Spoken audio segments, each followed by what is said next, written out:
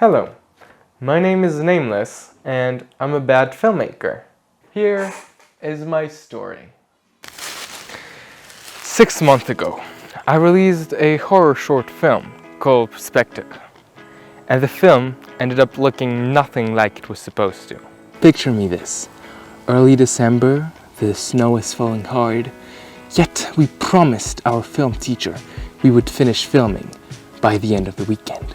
We had no other choice. 2 friends and I went to the forest, under the snow, having to carry lights and tripods for about 1.8 kilometers until we reached the first film location. In the morning, we had to film my friend's film. So we did. It took all morning.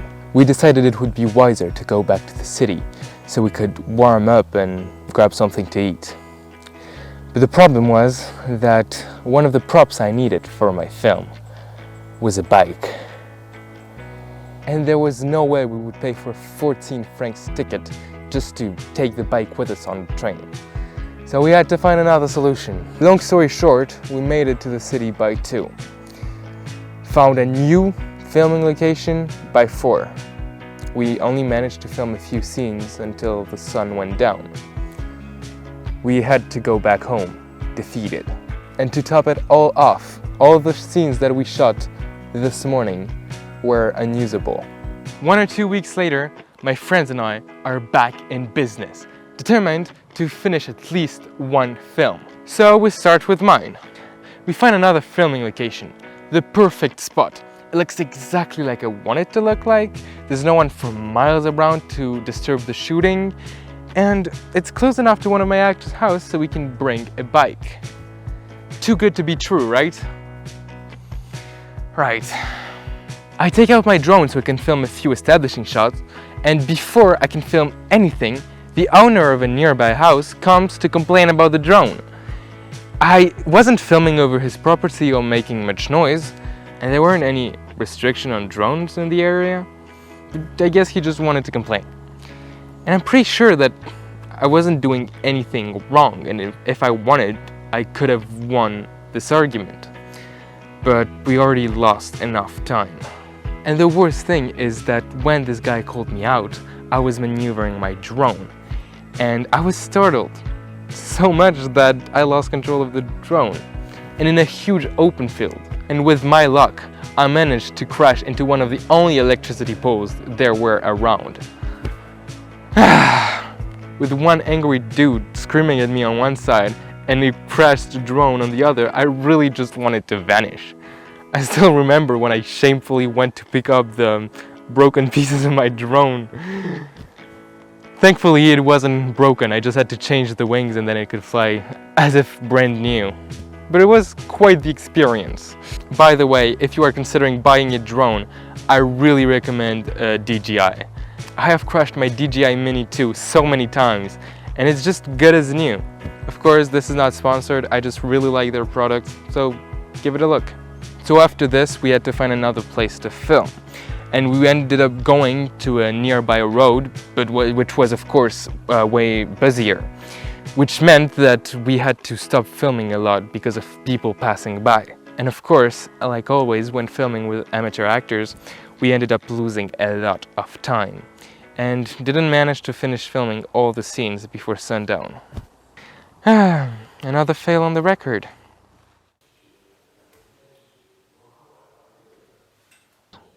I was walking aimlessly in the corridors of my house when I found you.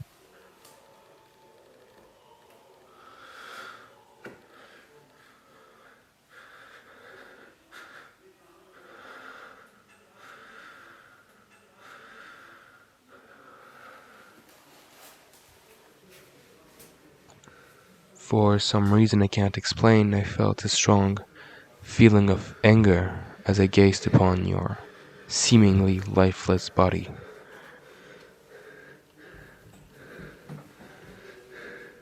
I felt a strong urge to profane what was sacred, steal what could be taken, destroy what was beautiful.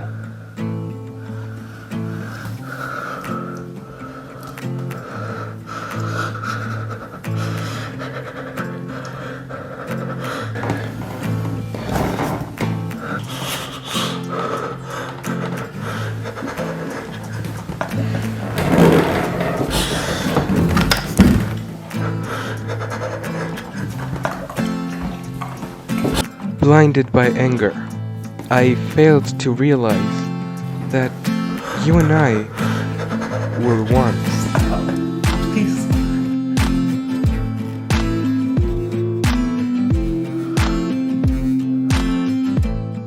Eventually, as you probably figured out, I managed to find other actors and another location to film it. But it still didn't feel like a victory. For as long as I can remember, I've always wanted to be an artist. Tell stories. Whether it was through writing, drawing, or through the art form you might know me for, filmmaking. I've always been in love with the idea of provoking emotions through the words I choose or through the movements and the light my camera can capture.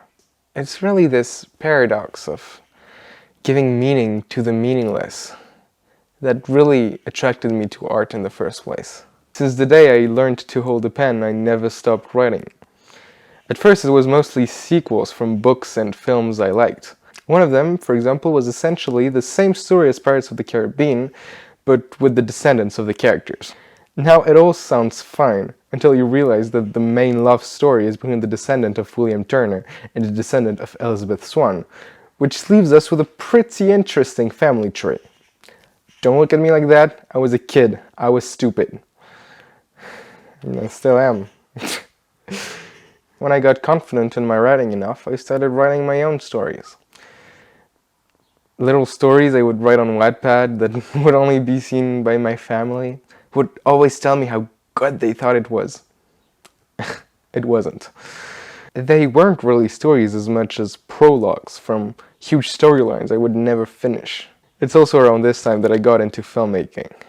At this time, I started my first serious YouTube channel.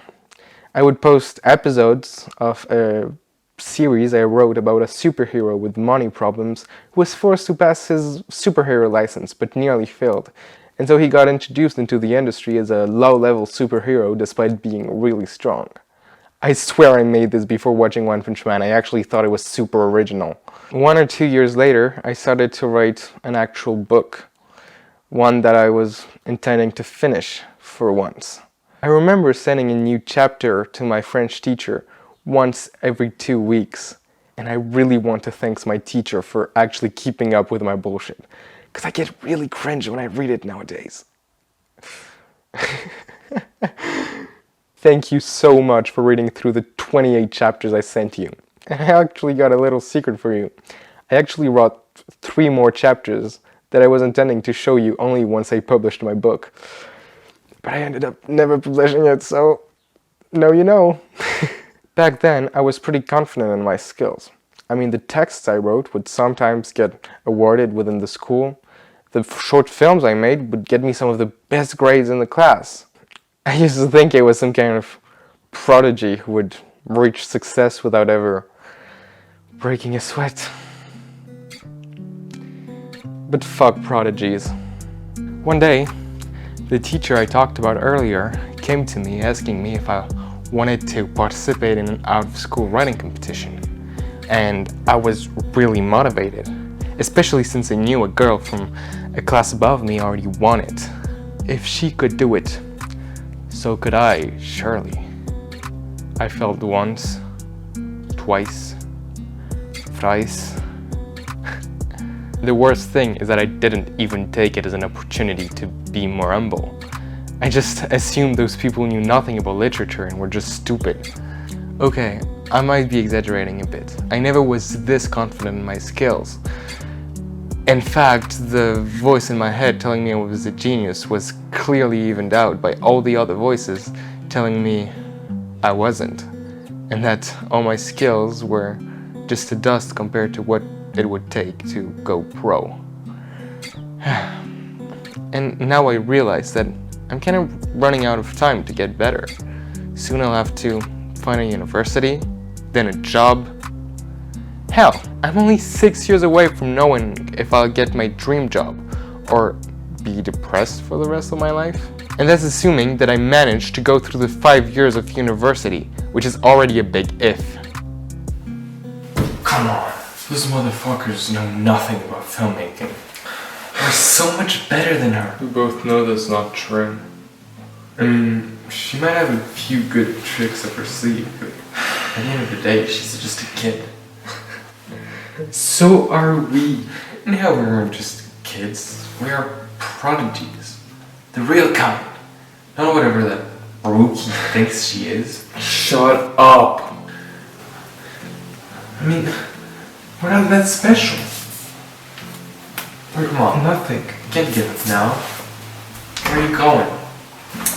Come on. No. Come on, Mark. I was just trying to cheer you up.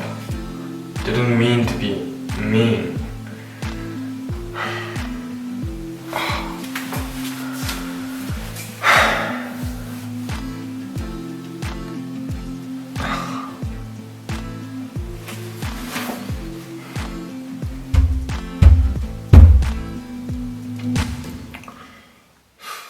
Slowly, the voice telling me I am a genius started to fade.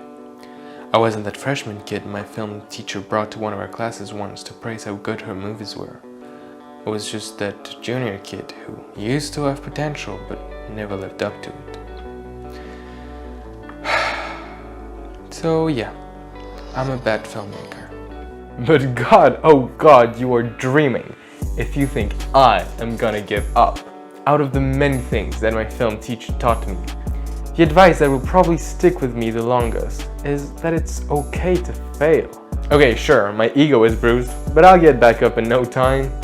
I might have made 1,000 mistakes during the productions of my film, but it's 1,000 mistakes I will never do again. I'm tired of this YouTube channel, or rather, the way it is now. At first, I wanted to teach people about filmmaking, but I realized I know nothing about it. I don't have any degree, I haven't written no boring 400 pages book that is supposed to make you a better filmmaker. I know nothing. I want to go back to what actually drove me towards filmmaking in the first place. Provoking emotions, making powerful pieces of art.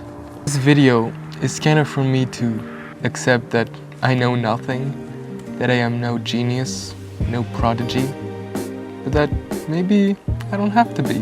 I mean, to be clear, this is more of a rant than anything else. I'm still probably gonna make videos giving advice on how to be a better filmmaker, but not as often, and it won't feel the same. Wanna know why I called this channel Nameless? Was to symbolize that I am a nobody, but that through hard work and determination, I could build myself a name more powerful, more meaningful than the one I was given at birth. Maybe it's not what I want anymore. I mean, who cares if I'm famous? Who cares if people know my name? All that matters is that I make powerful films for myself and my 2 viewers. So today, I will rename this channel to be called Marc Monterrubio. And it's for all of those reasons that I'm proud when I say, hello, my name is Marc Monterrubio, and I'm a bad filmmaker. But who cares?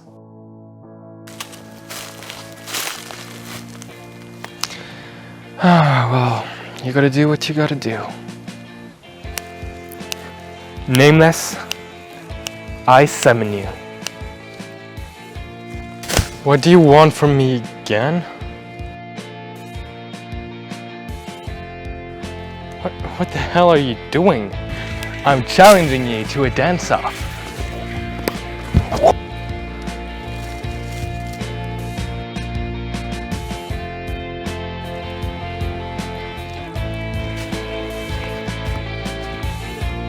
You want me to dance with you?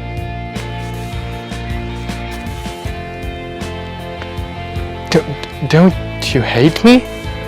Don't you want to fight me? Why would I fight or hate anyone when I can't dance?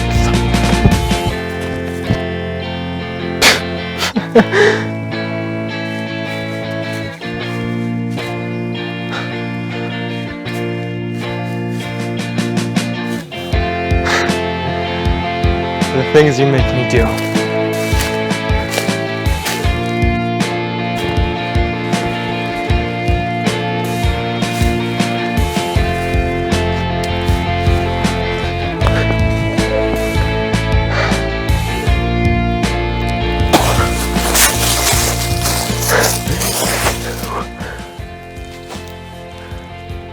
So, you don't hate me anymore?